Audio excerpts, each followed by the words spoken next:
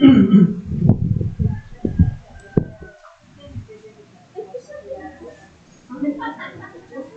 morning po ulit. Good morning po sa lahat. At puri ng Diyos dahil nandito tayo uli ngayon para pakinggan ang kanyang pong mensahe.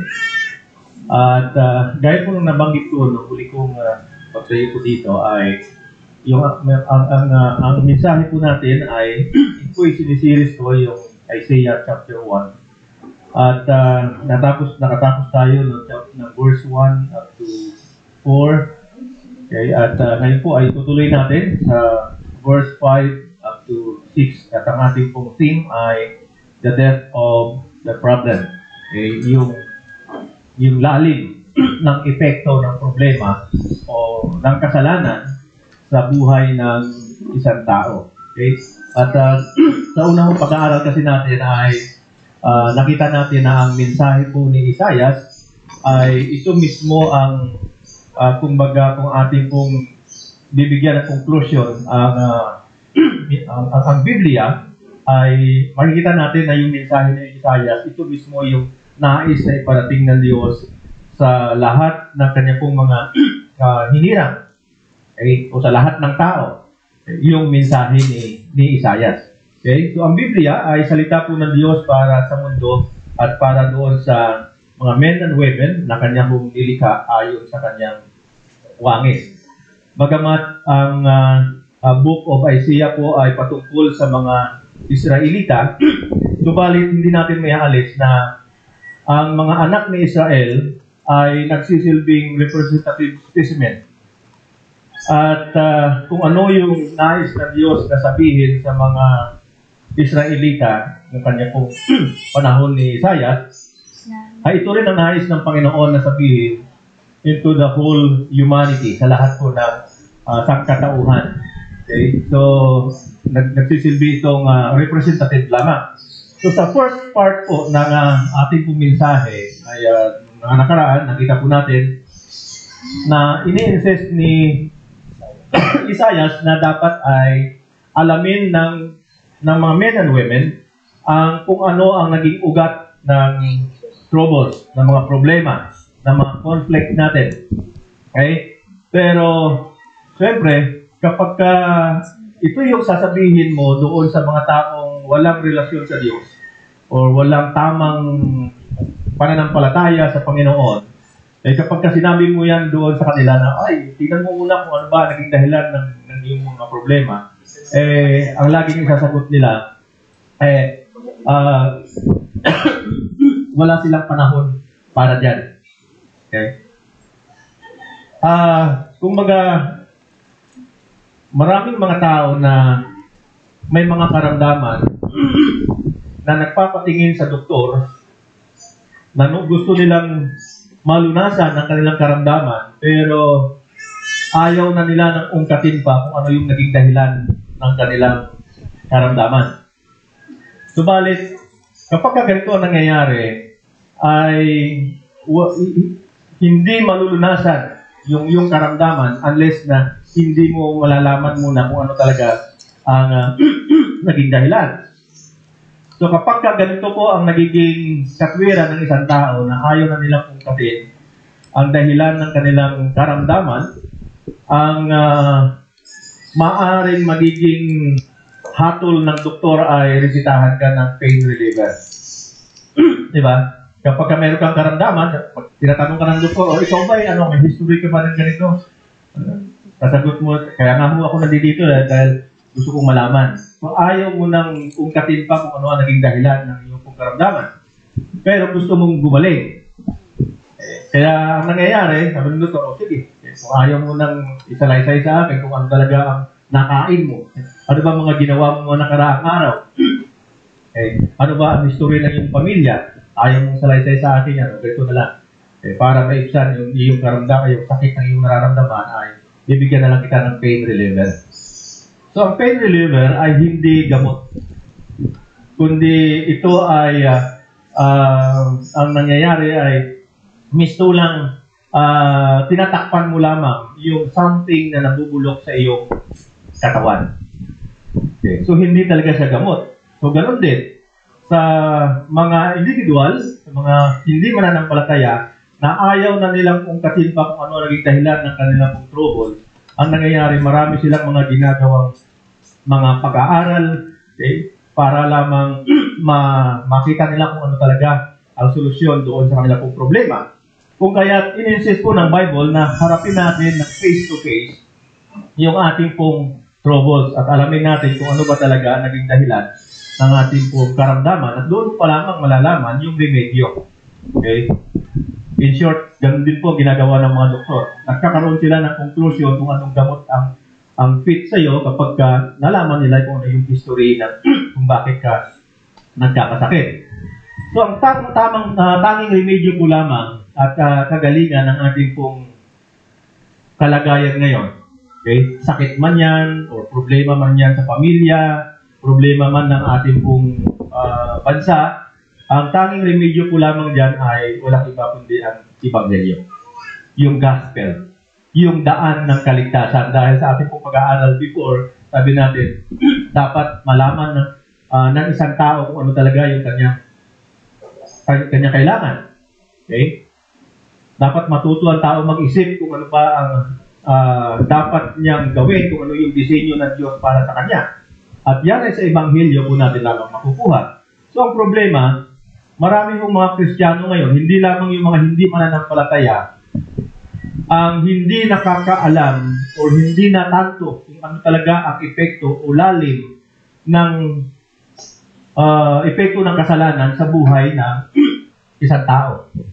Okay. Ulitin ko, hindi lamang mga hindi mananampalataya ang hindi nakakaalam nito, kundi nakakalungkot, maraming mga Kristiyano na hindi nila napagtanto kung ano talaga ang gaano kalalim ang epekto ng kasalanan sa buhay ng isang tao. Kung kaya, marami kahit mga Kristiyano na nagpapatuloy sa kasalanan kasi nga, hindi nila alam na, ay, kapag nagawa pala ako ng kasalanan, ganito pala epekto nito sa buhay ko. Okay? At ayon sa Biblia, ang kasalanan ay nasa lahat ng tao. Ito po yung essence ng problema po natin ngayon. Na ang sanhi ng lahat ng ating po mga problema ngayon ay dahil sa kasalanan. At ang kasalanan, ulitin ko, ay nasa lahat ng tao. Ang kaso, hindi ko naniniwala dito ang mundo. Meaning, yung mga maraming mga hindi mananampalataya, pag sinabi kasi nating mundo, ito yung mga hindi mananampalataya. Okay? Marami sa kanila na hindi ko naniniwala dito. At nire-recognize naman nila na meron talagang mali. Pero ang nakakalungkot ay meron silang sariling suhestyon kung paano ito itatama. Hindi nila tinitingnan kung ano ba talaga ang tamang paraan para masolusyonan ito. So, sinusolusyonan nila yung problema ayon sa kanila pong pagkakaalam kung paano ito solusyonan. So, naniniwala ang mundo na ang sanhi po ng ating pong troubles ay bunga ng kakulangan sa edukasyon. Diba? Kahit na tayo noon eh. Ganyan din ho yung ating prinsipyo. Kaya yung mga anak po natin ay talaga pinagsisikapan natin makapag-aral dahil ang alam natin, maaayos ang buhay ng ating pong mga anak o ng ating pong pamilya kapag nakapagtapos sila sa edukasyon. So in effect, parang sinasabi ng mundo po na ang kailangan ng tao ay karunungan, aplikasyon sa mga rason, sa logic or common sense, and then problem solve. Ito yung inaasahan ng mundo. Na kapag nakapagtapos ka ng pag-aaral, wala ka nang magiging problema. Pero di ba, marami ho ngayon kahit na mga abogado na nababaon sa problema. Kahit na nakapagtapos ng maraming mga kurso, nadudoon ang problema, hindi nawawala. Okay? So, actually, dapat tayo magpasalamat sa Diyos dahil sa science at edukasyon, dahil malaki naman talaga nagagawa po nito para tayo ay matuto. Pero sa totoo lang, kung ang mga men and women ay na-train sana, naturuan sana kung paano mag-isip ng tama at kung paano harapin ang katotohanan, wala sanang magiging problema. Ano ho ang tinutumbok ko? Ano ho ang sinasabi ko kung naturuan paano mag-isip ng tama? Okay. Ayon sa ating pag-aaral nung una, di ba, gumamit ang Diyos doon sa verse 2 na witness ng mundo, ng lupa at ng langit. So, ibig sabihin, kung iniisip sana natin na katulad ng lupa at ng lahat ng mga nasa langit na ginagawa nila ang nararapat nilang gawin ayon sa disenyo ng Panginoon sa kanila, hindi sana nagkaroon ng problema. Okay? At doon sa pag-aaral natin sa verse 3 na hinalintulad ng Diyos ang tao na kabaliktaran doon sa asno at sa baka, na ang baka ay alam kung ano ang kanyang kailangan at alam kung saan nanggagaling yung kanyang kailangan. So ito yung katotohanan na ang kailangan ng tao ay hindi yung mga material na bagay sa mundo, kundi ang kailangan ng tao ay salvation. Okay? Yung ebanghelyo. Kaya ito po yung sinasabi ko na kung na-trained lang sana ang tao na paano mag-isip ng tama at harapin ang katotohanan, wala sanang magiging problema. Okay? So ngayon, dito po sa verse 5 ay pinakilala sa kanila ni Isaiah yung consequence ng kasalanan. Dahil nung panahon po ni Isaiah, nakita niya na ang tao ay namumuhay ayon doon sa bunga ng kanila pong mga nagawa. Ang problema, hindi po na-recognize ng mga tao na kaya pala sila ganoon ang kanilang kalagayan dahil sa inaani nila yung mali nilang pakikitungo sa Diyos. Kaya ngayon, dito po sa verse 5, ipinakita sa kanila ni Isaiah na sila ay namumuhay doon sa consequence ng kanilang kasalanan. Kaya sabi ko doon, hindi nila kasi alam that they are living within their consequence. Hindi nila alam. At marami pong, maging sa panahon po natin ngayon, marami yan nabubuhay na sabi mong sa Tagalog doon miserable. Namumuhay ng miserable. Dahil sa inaani nila yung pagsuway nila sa Panginoon. Ang problema, hindi nila naiintindihan na kaya ganun ang kanilang kalagayan dahil ang buhay nila ngayon ay nasa ibabaw sila ng consequence na kanila po maling pakikitungo sa Diyos. Ang tao ho kasi na namumuhay sa kasalanan, ang epekto nito ay nagiging ignorante sila doon sa consequence ng kanilang kasalanan. Ulitin ko, kapag ang tao ay walang relasyon sa Diyos, okay, namumuhay sa kasalanan,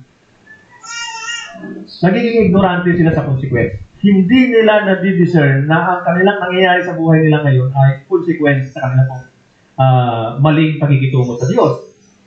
Sila po ay mistulang bulag sa mga nangyayari sa kanilang sarili. Kaya dito po ay ini-address ni Isaiah, okay, sa mga Israelita sa kanya pong panahon. Kaya sabi niya doon sa verse 5, bakit nagpipilit kang lumaban? Ibig mo pa bang maparusahan? Okay? Bakit patuloy kayong naghihimagsik? Nais ba ninyong laging mapaparusahan? So in effect, parang sinasabi po ni Isaiah, sinasabi niya, tingnan mo nga yung inyong sarili. Ba? Kadiri ka na. Dahil mula ulo, ang ulo mo'y puro sugat, ang isip mo'y gulong-gulo. At sa verse 6, sabi niya, kayo'y puno ng karamdaman mula ulo hanggang paa. Katawan ninyo'y tagtag ng pasa. Okay? Pasa, latay, at dumudugong sugat. Ang mga ito'y nagnanaknak na at wala ng pambenda. At wala man lamang gamot na ilalagay. Okay? So, napakahalaga na makilala ng isang tao ang mga consequence sa kasalanan.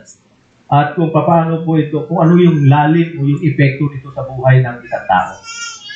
Dahil kung alam mo na ito'y magiging epekto, di ba kung naalala po ninyo, nabanggit ko nung nakaraan na marami sa atin, pinag-aaralan natin kung paano tayo gumawa ng desisyon. At hindi natin napag-aaralan, hindi natin napagtutuunan ng pansin kung ano ang magiging epekto ng desisyon. Kung ano yung magiging consequence. Okay? Pero narinig ko, sabi ko nga, para ka dyan, ang makarto ko narinig yun na ang dapat, ang pinag-aaralan ng tao ay yung consequence. Bago ka gumawa ng desisyon, dapat pinag-aaralan, ano ba magiging consequence nito? Ano magiging bunga nito? Okay? So, mahalaga na alam natin na pagka ginawa ko ba ito, ano ba magiging epekto nito? Gaano kalalim ang magiging epekto nito sa ating buhay? So, dahil ang consequence po ng kasalanan ay nakaka-epekto ito sa buong pagkatao. Sabi sa verse 6, sabi niya, mula ulo, kayo'y puno ng karamdaman mula ulo hanggang paa. Okay? So, in effect, sinasabi po ng verse na yan na ang epekto ng kasalanan sa isang tao ay kontaminado ang buo niyang pagkatao. Walang natitirang malinis sa kanya. Okay? So, paano ba natin ito may interpret? Dalawang bagay. Maaring, ganito po ang mangyayari sa buong katawan ng isang tao dahil sa ipinataw na parusa ng Diyos sa kanya. Or maaari din na kaya gano'n ang nangyayari sa kanya dahil inaani niya o kaya ay pinatawan siya o nasa kanya yung pagtutuwid ng Panginoon. Okay? Kasi kung anak ka ng Diyos, ito yung sinasabi ng Hebrew, chapter 5, di ba na? Kung anak ka ng Panginoon, asahan mo, kung ito ay lumalabag sa kanyang kalooban, papaluin tayo. Okay? So, pero, ang isa pong pinakamahalaga na nais na pinakamahalagang punto na nais ni Isaias po dito na makita natin lahat yung buong katotohanan na mga men and women are positively evil in the sense na ang tao ay kontrolado ng terribling kapangyarihan ng kasalanan. So lahat ng mga makasalanan ay kontrolado ng kapangyarihan ng kasalanan. Ito yung isang bagay na nais ni Isaias na malaman ng lahat. Na lahat ng tao ay dahil ang kasalanan ay nasa lahat ng tao at ang lahat ng tao na nagkakasala ay kontrolado ng terribling kapangyarihan ng kasalanan. So nais sabihin ni Isaias na ito yung katotohanan sa lahat ng tao. Okay? Na mula ulo hanggang talampakan ay walang malinis sa tao. At ang patunay dyan yung Romans chapter 3, verse 10. Sabi doon, gaya nga ng sinasabi sa kasulatan, walang matuwid sa paningin ng Diyos, wala kahit isa. At suportado pa ng Romans 3:23. Sabi niya, gaya nga, Romans 3:23, wala ba tayo? Hindi na yan. Yan, sabi niya, sapagkat ang lahat ay nagkasala at hindi naging karapat-dapat sa paningin ng Diyos. So ito yung nais ni Isaias na una, sabi natin kanina, nais ni Isaias na makita natin yung lalim ng epekto ng kasalanan at dahil ang kasalanan ay nasa lahat ng tao, so dapat alam ito ng tao na ang lahat tayo ay kontaminado ng kasalanan. Mahalaga na malaman po ito ng lahat ng dahil may mga respetado pong tao na nagsasabi na, ay, hindi naman kami apektado ng kasalanan. Dahil iniisip nila, sinabi natin respetado, may mga kaya sa buhay, may mga posisyon, may mga mataas na posisyon. So para sa kanila, hindi sila apektado ng kasalanan kasi nga pinagpala sila ng Diyos. Dahil maganda yung katayuan nila sa buhay. Diba? At sabi nila, hindi kami apektado dyan. Okay? Ang tanging apektado lamang dyan ay yung mga taong backward o yung mga taong tumalikod sa Diyos. At yung mga taong naninirahan doon sa mga maghihirap na lugar. So, sila yung apektado ng kasalanan. Subalit, ang Biblia ay nagsasabi na ang kasalanan, ang lahat ng tao ay apektado ng kasalanan. Ito'y totoo sa lahat ng tao.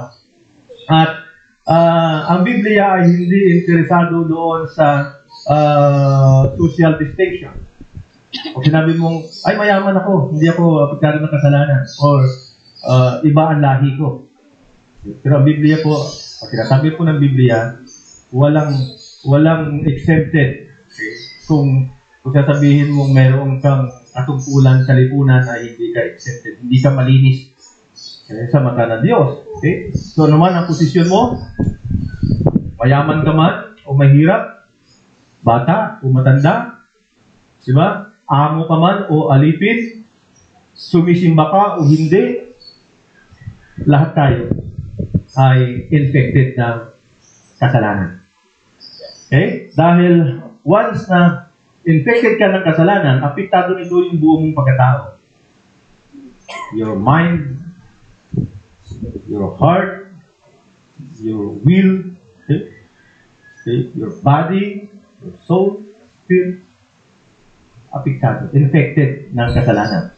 So, ang kasalanan ay hindi po lamang nagbubunsod ng masamang ugali at kagustuhan, kundi ito po ay nagdudulot rin ito sa tao ng maling kaisipan.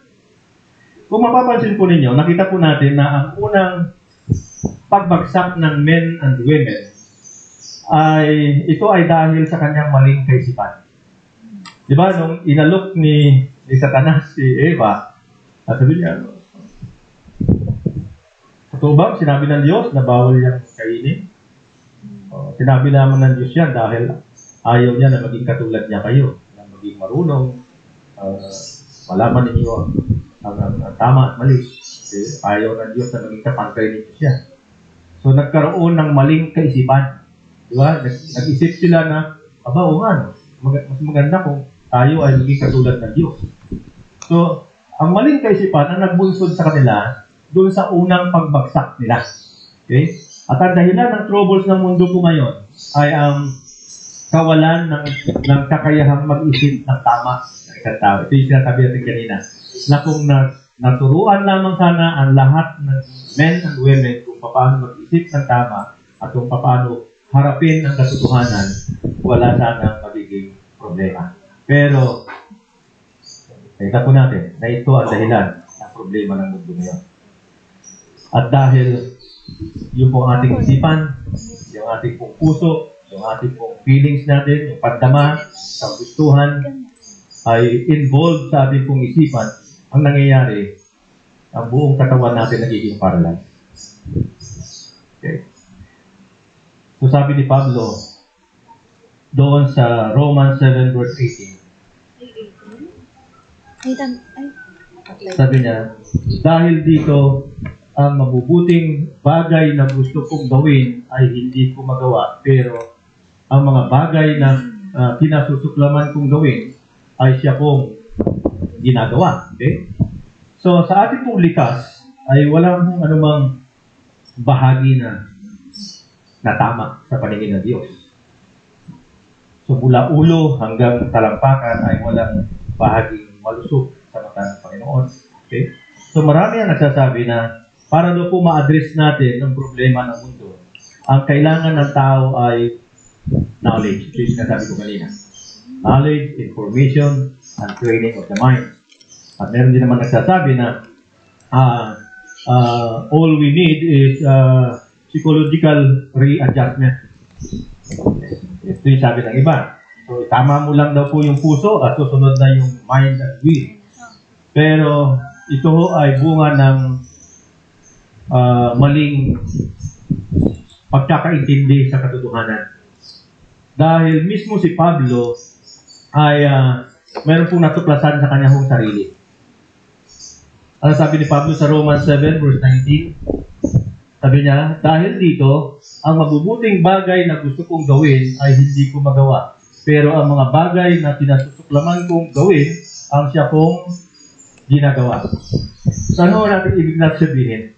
Alam natin na sa lahat ng mga apostles, si Pablo po ang may pinag-aralan. Okay? Si Pablo ang mataas ng narating. Okay? Pagdating sa edukasyon. Pero, ito yung sinasabi ni Pablo, sabi niya, sa aking pag-aanalisa sa aking sarili, I am a mass of contradiction. Sabi niya, alam ko kung ano yung tama. Marami akong alam. Sabi niya, pero hindi ko magawa kung ano yung alam kong tama. At ang nagagawa ko ay kung ano yung mali. Okay? Kung ano yung salungat doon sa kalooban ng Panginoon.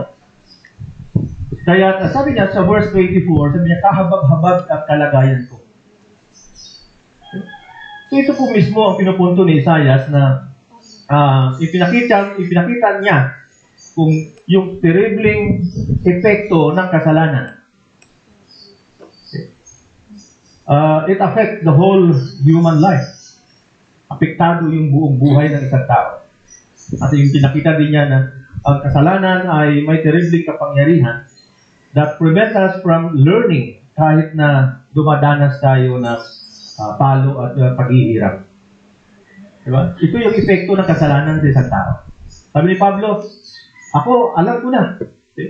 Marami akong alam. Nag-aral ako.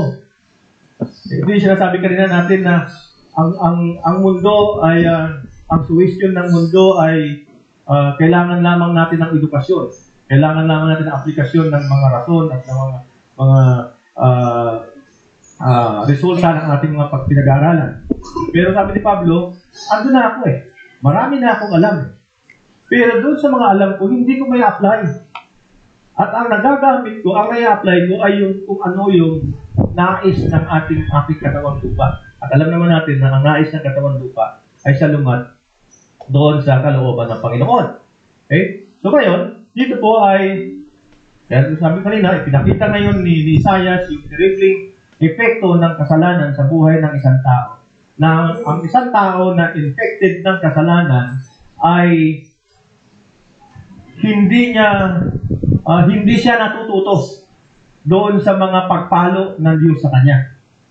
Hindi siya natututo doon sa mga pagdidisiplina ng Panginoon sa kanya. Nagmimistulas siyang manhid.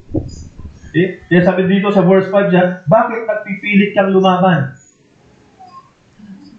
Kasi nakita na ni Isaias na ang kalagayan ng Israel ay nasa ilalim sila ng consequence na kanilang nagawang pagsuway sa Diyos. Pero, hindi nila nakikita na kaya sila ganoon ay ipinapalo sila ng Diyos. Pinapalo sila ng Panginoon. At nagpapatuloy sila sa kanilang maling gawain na yun.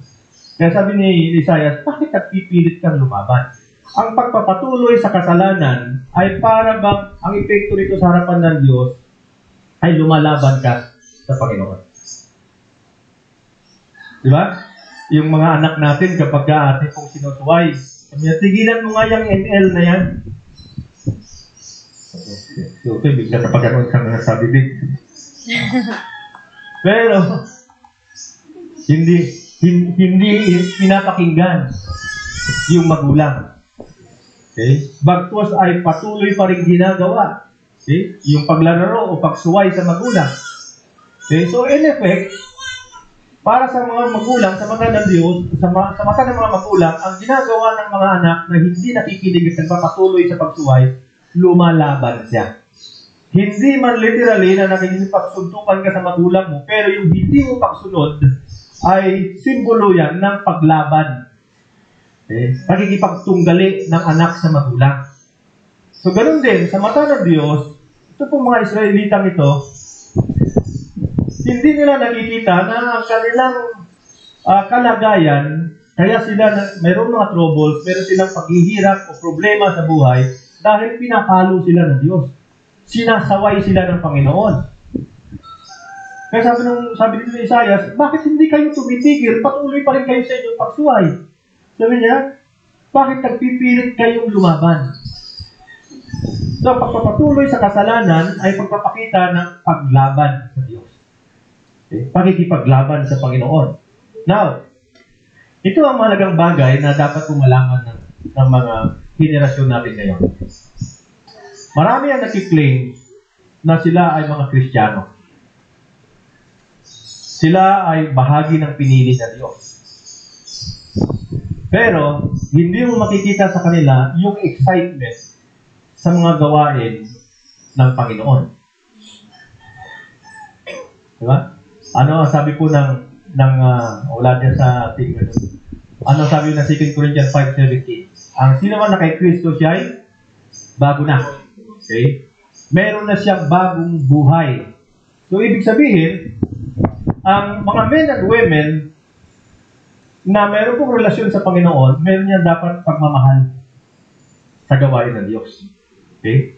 Yung taong mayroong tunay na relasyon sa Panginoon ay nakikinig ng aral ng Panginoon, sumusunod sa Panginoon, okay? Nakikinig sa salita ng Diyos, lalo na sa Ebanghelyo, sa salita ni Kristo. Okay? So tayo po, binigyan tayo ng Diyos ng manual ng Biblia para makita natin kung paano tayo mamuhay ng tama. Sa mga nakaraang panahon, sa panahon po ng Old Testament, nagbigay ang Diyos ng mga propeta. Diba? At maging yung kanyang kaisa-isang anak ay pinadala niya sa lupa. Naglagay siya ng mga apostle, naglagay siya sa ating pong kalagitnaan ng mga preachers. Ginawa ito ng Panginoon para sabihin sa atin, o sa mga men and women, na dapat natin paniwalaan ang lahat ng mga ito. Dahil ito po yung daan tungo doon sa maayos na pamumuhay at yung totoong salvation. Ang lahat ng ito, ginawa ng Diyos para dito. Para ang tao ay magkaroon ng direksyon sa buhay. Hindi lamang sa buhay na ito dito sa mundo, kundi magkaroon tayo ng direksyon after death. Na hindi tayo maligaw na pag tayo ay namatay ay magugulat na lamang tayo, sabihin sa atin ng Panginoon, impyerno ka. Pero hindi. Hindi nagkulang ang Diyos. Ipinadala niya lahat ng ito. Ito yung lahat ng mga nabanggit natin ito, mga propeta, apostle, kanya pong anak, at ang mga preachers, ito yung ginawa ng Diyos para sa ating pong pagkatutuan, para malaman natin kung paano mag-isip ng tama at kung paano tayo harap doon sa mga katotohanan. So, inialok niya sa lahat ng tao ang Ebanghelyo, subalit ang totoo, di ba? Ang tao ay patuloy nila itong tinatanggihan at ang to the point na yung iba pa ay pinagtatawanan pa yung Ebanghelyo, ang salita ng Diyos. Kalungkot, di ba? Sabi ko nga, nung nakaraang last 2 Wednesday nung ako po'y umikot dito at nag-alok ng Ebanghelyo sa mga taong nakikita namin na kung pwedeng makausap. Ang laging sagot nila, busy po kami. So wala silang panahon. Bakit sila ganito? Kasi hindi nila naisip na ang kanilang kailangan ay nasa Ebanghelyo. Ang akala lang nila, kailangan nila ay yung mga bagay na nasa mundo po ito. At ang malala pa, dahil po sa kanilang yung panahon po ni Isaias, dahil sa kanilang pong pag-reject sa salita ng Diyos, sa Ebanghelyo, at maging sa kautusan ng Panginoon, sila ay dumaranas ng parusa ng Panginoon. Kaya sabi doon sa Proverbs chapter 13:15, or Proverbs 13:15, sabi niya, ang taong may mabuting pang-unawa, ibig sabihin, mabuting pang-unawa, may pagkakilala sa Diyos. May mabuting pang-unawa ay ginagalang, ngunit ang taong taksil ay kapahamakan ang kakahantungan. Okay? Ibig sabihin, in effect, sinasabi po ng Proverbs na ang taong mayroong mabuting pang-unawa, mayroong pagkakilala sa Diyos. At ang ibig sabihin ng pagkakilala sa Diyos ay pagkilala mo ang Diyos at nagagawa mo kung ano yung kagustuhan ng Panginoon. Okay. So kapag nagagawa mo yung kagustuhan ng Panginoon, ano sabi niya? Sila mo ay iginagalang. Pero ang taong taksil, ibig sabihin, ano ba ibig sabihin ng taksil? Yung walang utang na loob. Yung sa ating pag-aaral before ay, ang sabi doon sa verse 2, ang mga Israelita ng aking mga anak, sila ay aking inalagaan. Ngunit, sinuway nila ako. So, sila po yung mga taksil. So, kapag ka-taksil, ano po ang nagiging kahinatnan ng isang tao? Sabi niya, papahamakan. Kaya, sa madaling salita, yung isang taong namumuhay ng walang pakialam sa Diyos, hindi malayo na kauwian ng kanilang pong buhay ay kapahamakan. Okay? So, nakita po natin Noong unang ginawa ng Diyos, yung first men and women ay perfect. Diba? Wala silang bahid ng kasalanan. Subalit nung sila po ay nagkasala, pinarusahan sila ng Diyos ayon doon sa sinabi ng Panginoon. Diba sabi doon sa Genesis chapter 3, makakain ninyo ang lahat ng inyong maibigan dito sa Hardin ng Eden. Pero wag lamang yung bunga ng isang punong na sa gitna. Kapag ginawa ninyo yan, pag sinuway ninyo ako, ano sabi? Mamamatay kayo. Okay, so mayroon pong parusa doon sa pagsuway sa kalooban ng Panginoon. So dahil si Eva at si Adan ay sumuway sa Panginoon, inani nila yung bunga ng kanilang pagsuway. So ang kasalanan ay lagi pong mayroong kabayaran. Kung tatandaan natin, lahat ng ating pong ginagawang pagsuway sa Diyos, maliit man yan o malaki, meron ho yung karampatang kabayaran. Whenever people sin, they are always punished. Kapag ang tao ay nagkasala, lagi ho meron pong karampatang kabayaran. Lalo na kung anak ka ng Diyos. Lalo na kung hinirang ka ng Diyos. Dito pa lamang sa lupa, dadanas ka na part o bahagi ng hatol ng Diyos. Kasi hindi po pahintulutan ng Diyos, pero nabanggit mo na nakaraan, na pag hinirang ka ng Diyos, at alam natin ang hinirang ng Diyos ay definitely masisave, papasok sa karya ng langit. Pero kung patuloy ka nagkakasala dito sa lupa, yung bunga ng ginawa mong pagkakasala, aanihin mo dito sa lupa. Ibig sabihin, dito pa lang sa lupa, babayaran mo na. Dahil wala mong bayaran, wala mong bayaran sa langit. Ang bayaran sa langit ay impyerno. Okay. So, kaya nga, kung ang mga taong nagpapatuloy sa kasalanan dito ngayon sa lupa, ay parang walang nangyayari sa kanila. Sabi nga ng iba, bakit sila? Hindi naman sumisimba yan, pero nagtatagumpay sila. Patuloy silang yumayaman, hindi sila pinapalo ng Diyos. Ano sabi ng pamitaan dyan? Huwag mo silang kaigitan. Dahil ang mga katulad nila ay parang mga baboy na patabain na pagdakay kakatalin.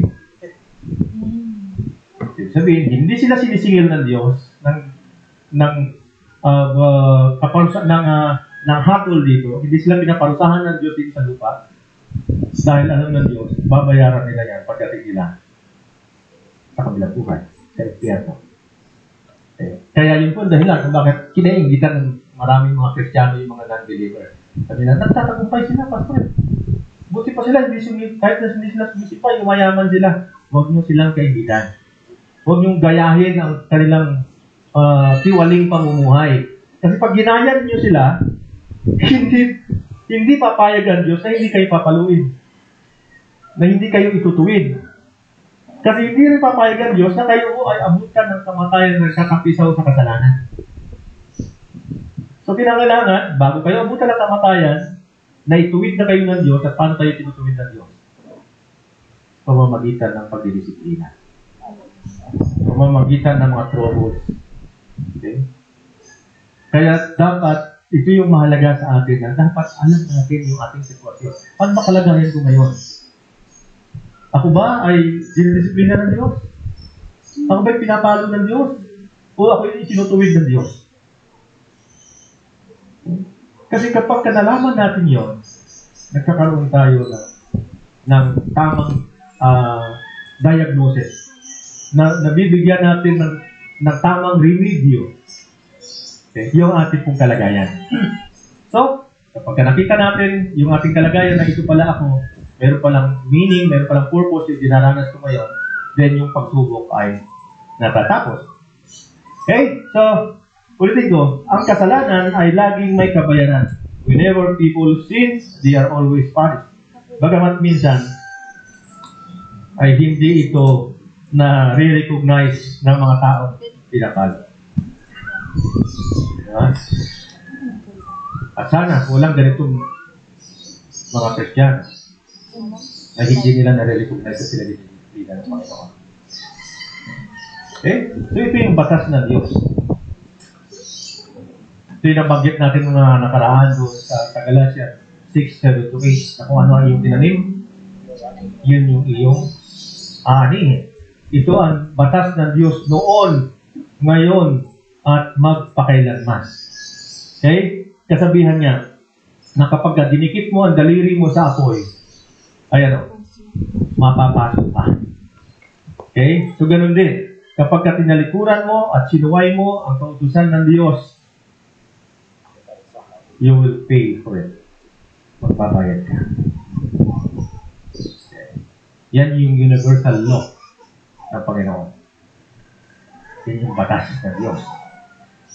So, alam na natin, ang problema sa atin, alam na natin na mali ang gumawa ng kasalanan. Pero, tingnan po ninyo, kahit na alam na natin na mali ang gumawa ng kasalanan, napipigilan ba ang tao na gumawa ng kasalanan? Hindi. Lalo pa kang nagkakasala. Diba? Kasi ninyo, diba, sa Facebook, may nakikita kayo may nakalagay doon sa tabi ng daan na isang cubicle, mayroong butas, nakalagay doon, bawal sumilip. Anong ginagawa ng dumadaan? Hindi ba sila sumisilip? Lalo silang sumisilip. Oh. Ganun po ang epekto ng kasalanan. Kahit na alam na ng tao na mali ang gumawa ng kasalanan, ang tao ay lalong gumagawa ng mali.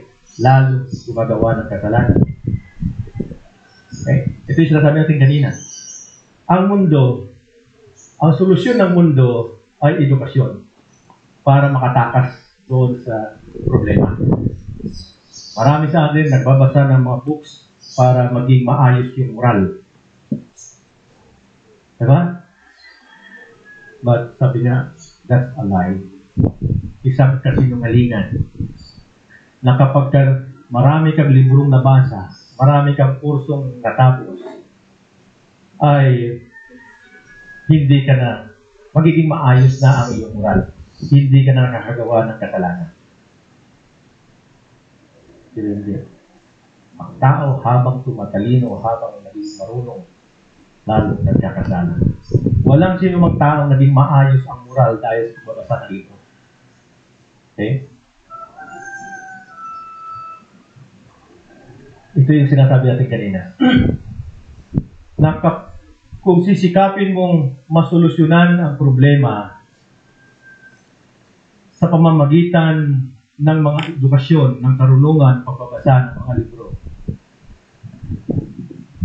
para ka lang pumunta sa doktor, yung sinasabi ko kanina, na ayaw mong ungkatin kung ano ang dahilan ng problema, kung kaya't nire-restahan ka lang ng pain reliever. Ang pagbabasa ng mga libro, okay, at pagkakaroon ng maraming mga kurso, wala akong masama doon sa pag-aaral. Sabi natin kanina, pasalamat tayo sa Diyos dahil sa science at edukasyon. Dahil talaga naman ito, marami tayong natutunan doon. Pero kung sasabihin natin na dahil sa edukasyon ay makakatakas tayo sa epekto ng kasalanan, hindi po totoo yun. Okay. Dahil gaya ng pagkitating ganina, maraming mga taong edukado na nagtatapisaw sa kasalanan. Okay. So kapag sinasabi mong ganoon, ang ito ang solusyon para ka lang umiinom ng pain reliever. Napansin ko ninyo, nagbabasa kayo ng mga libro para kayo matuto. At kapag habang binabasa ninyo, talaga naman natututo. Diba? Natuto kayo. Pero yung inyong pagkatuto, after a day, isang araw, dalawang araw, diba? Bless na bless kayo nung binasa ninyo. Pero yung napapansin mo, isa, dalawa, tatlong araw, wala na, nakalimutan mo na yung nabasa mo. Balik ka na ulit sa kasalanan. Ano? So, wala, ito yung sinasabi ko kanina na walang tao naging maayos ang moral dahil sa pagbabasa ng libro. At yan po ang epekto ng terribling kapangyarihan ng kasalanan sa isang tao. So, ang tao ay mistulang hopeless. Walang pag-asa na makalaya sa kasalanan. Dahil lahat ng tao ay, by nature, is enslaved in mind, in heart, yung ating pong will, yung soul natin, yung spirit natin, lahat ng yan ay alipin ng kasalan. Naturally. Okay? Ito yung likas natin. Nung bago pa natin makilala si Kristo, ito yung kalagayan natin, alipin tayo ng kasalanan. Ngayon, ibig ba sabihin yan, wala na tayong pag-asa? Okay? Kung tayo ay alipin ng kasalanan, wala na ba tayong pag-asa?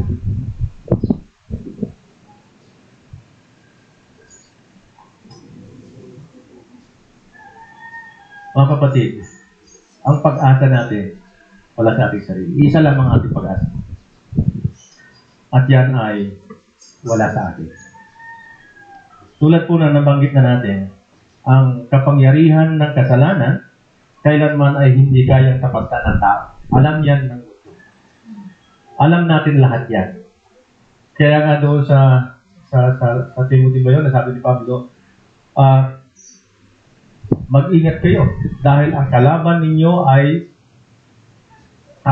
hindi ordinaryong tao, kundi ito'y makapangyarihang espiritu. Okay.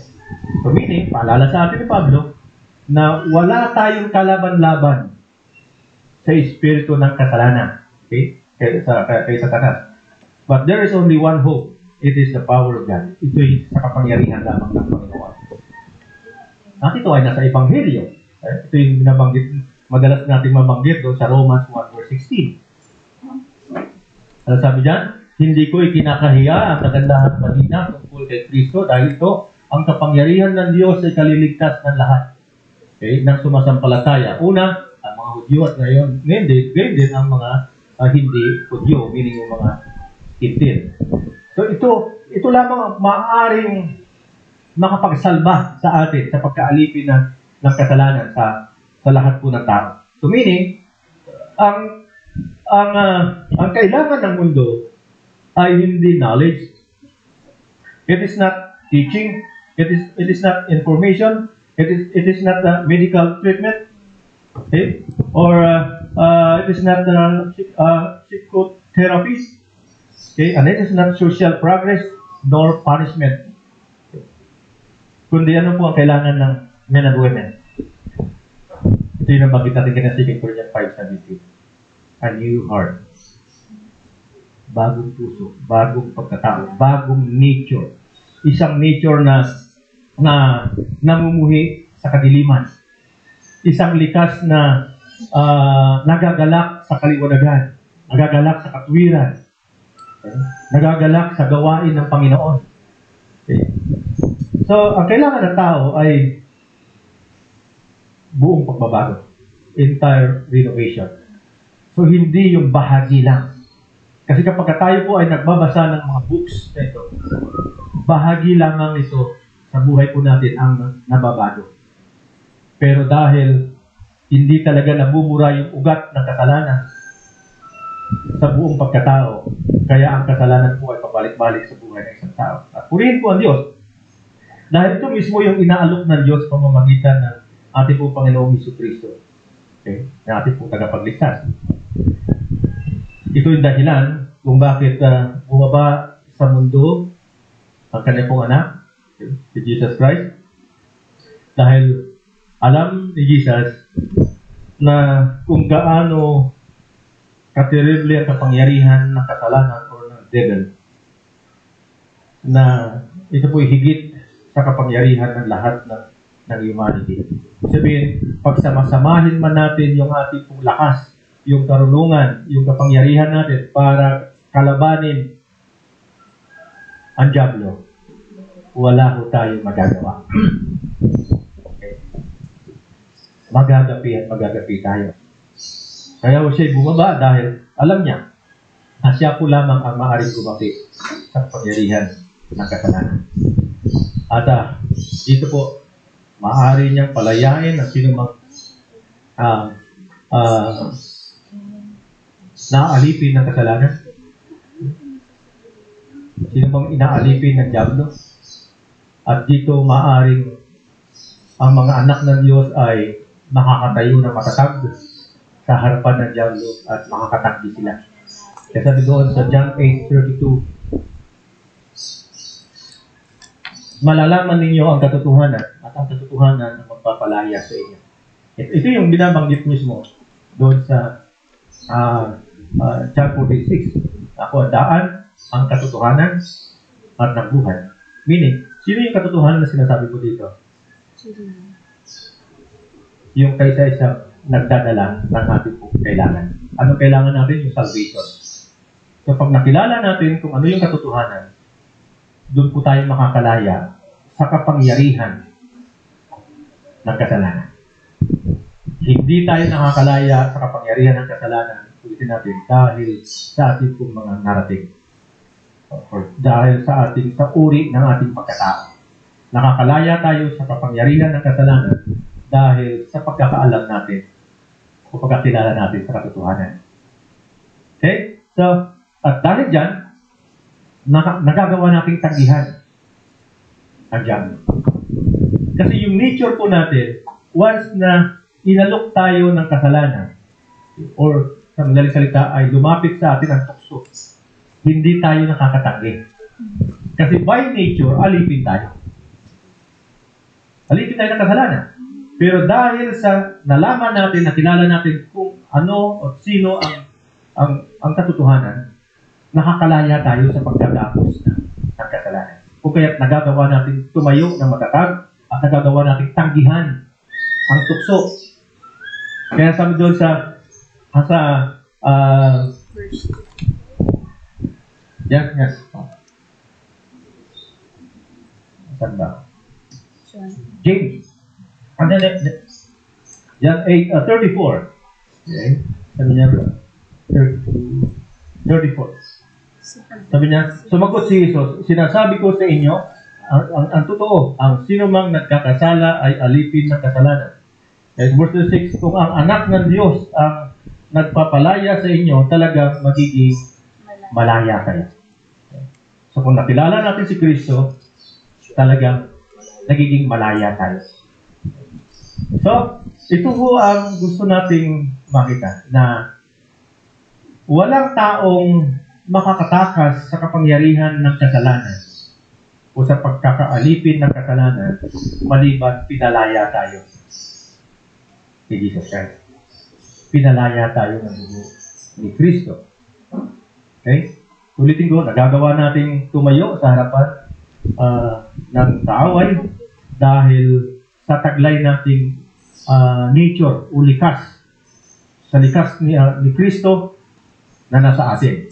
Okay? At yung likas na yan ay wala kong makakasabi niya kahit na sino. Okay? So Christ came to make us more than conquerors. Dumating si Kristo para hindi lamang tayo maging matagumpay, kundi higit pa doon sa pagiging matagumpay. Kaya ngayon pa lamang, nagkakaroon po tayo, ito yung awitin natin kanina na nagkakaroon tayo ng kagalakan. Nagkakaroon tayo ng kapayapaan. Kahit sa gitna ng ating po kalagayang tayo ay, kung nasisense man ninyo na, ay, ako ngayon ay nasa ilalim ng consequence ng aking nagawang kasalanan. Pinapalo ako ng Diyos. Pero alam ko, ito'y matatapos. After this, ay malalasak po yung sarap ng buhay, ng pagkikipag-ugnayan ko sa ating po amang nasa langit. Okay? So, tandaan naman po natin na kung tayo ay anak ng Diyos, claim natin na tayo ay anak ng Diyos, tandaan po natin, ang magiging bunga nito, na kung anak tayo ng Diyos, magiging maibigin tayo sa salita ng Diyos. Mamahalin natin si Kristo, mamahalin natin ang kanyang salita, at mamahalin natin yung kanyang mga kautusan. At kapag ka nagkaganoon, yung kapangyarihan ng nature ni Jesus Christ sa ating buhay, ito yung gagabay sa atin. Hindi lamang sa isang araw, sa isang oras, kundi sa lahat ng pagkakataon or day by day. So, purihin po ang Panginoon dahil ito'y paalala ng Diyos sa atin na hindi tayo magkakaroon ng matiwasay na buhay unless na tayo ay pinalaya ni Jesus Christ. Paalala po sa atin na kung tayo ay patuloy pang namumuhay sa kasalanan, questionin natin ating pagiging Kristiyano. Okay. Baka tayo patuloy na lumalaban sa Panginoon. Okay. Kaya, alamin po natin, ako ba kilala ko ang nagbibigay ng aking kailangan? Ginagampanan ko ba yung ating tungkulin bilang hinirang ng Diyos? Okay. Nananabik ba ako sa kanyang gawain? Nagiging bahagi ba ako sa pagsuportahan sa kanyang ministry? Dahil ito po ang nagiging resulta ng pagiging tunay na anak ng Diyos. Na naging concern tayo sa buong gawain ni Kristo. Hindi lang tayo naging concern sa araw ng pananambahan, kundi concern tayo sa buong gawain ni Jesus Christ. Okay. Alalahanin po natin, sinabi po ng Ephesians chapter 4, verse 12, na lahat tayo binigyan ng Diyos ng kanya-kanyang kakayanan. Okay. Para saan? Para sa ating sarili? Hindi. Para sa ikatatag ng Iglesia. Ikatatag ng the body of Christ. So, hindi lamang para maging matatag yung ating sariling buhay, kundi ang pangunahing layunin ng Diyos kung bakit niya tayo pinili upang maging mabuo ang kanyang kaharian dito sa lupa.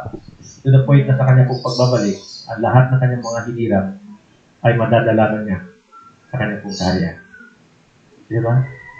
Alam naman natin, sa social media pa ngayon ay meron lumalabas ng mga hula-hula. Okay? Pero alam naman natin, sinasabi ko ng Biblia na walang makakaalam ng oras o araw ng pagdating ng Panginoon Hesus. Pero meron mga lumalabas na ngayon na sabi niya, 2030. So, April, may nakalagay pang buwan eh. So, April ng 2030 na po ay magugunaw na ang mundo. Okay. So kung wala sa iyo ang katotohanan, wala sa iyo yung Espiritu ng Panginoon, mawiwindang tayo. Pero tayong mga anak ng Diyos na nakakakilala sa Kanya, hindi pagkawindang ang ating mararamdaman, kundi excitement. Dahil alam natin sa araw na yon, kung dumating man yon, alam natin na ito po ang katuparan ng Diyos sa Kanyang mga pangako. Okay. At alam natin na once na tanggapin ng Kanya pong mga hinirang ang pangako ng Panginoon, ano sabi sa Biblia? Mamamangha kayo. Okay. Dahil sa ngayon, hindi natin maarok kung ano ang inihanda ng Diyos sa atin. Sabi sa Biblia, wala pang mata na nakakakita, okay? or tainga na nakakarinig doon sa mga bagay na inihanda ng Diyos sa lahat ng kanyang mga hinirang. Pero isa pangako ng Diyos, pag nakita ninyo, mamamangha kayo. Okay. So, dito tayo na-excite. Kaya, kapag naalala natin ang mga pangako nito ng Panginoon, lahat ng ating pong mga troubles ngayon, kung hindi man yan nawawala, nababawasan. Dahil ang ating pong lakas ay ang pag-asa na binigay sa ating Kristo. Okay. At nagkakaroon tayo ng satisfaction kapag ginagawa natin kung ano ang ipinapagawa sa atin ng ating mga kasalanan. Okay. Naalala ko tuloy yung sinabi ni Jesus sa John chapter 4 verse 34 na noong matapos siyang kausapin ng babaeng Samaritana at dumating ang kanyang mga apostle na bumili ng pagkain, ay inalok siya, puro kumain na kayo.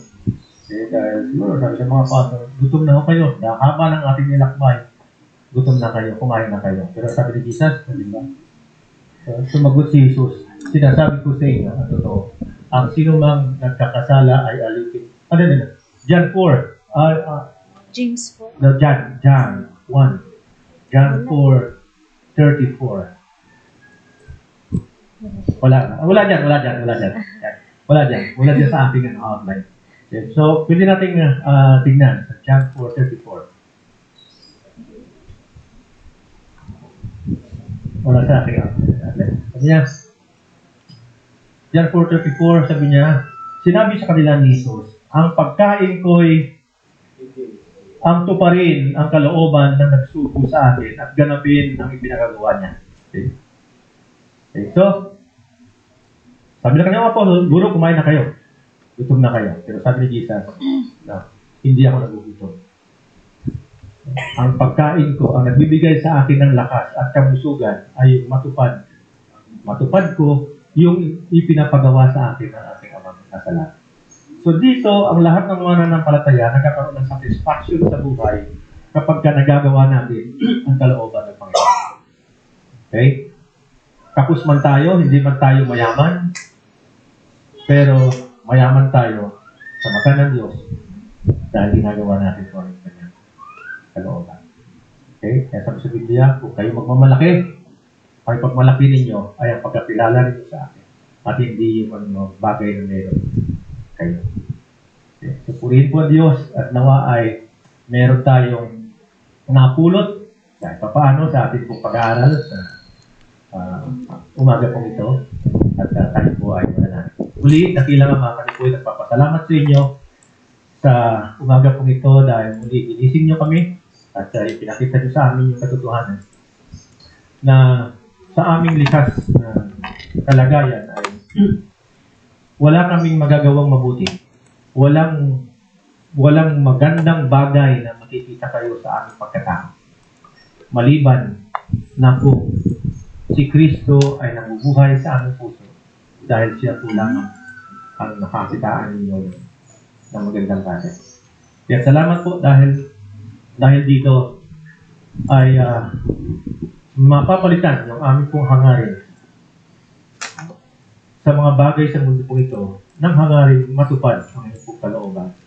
Salamat dahil sa mga katotohanan pong ito ay magkakaroon kami o ng mas malapit pang na relasyon sa inyo, pananampalataya sa inyo, sa tulong ng iyong banal na Espiritu.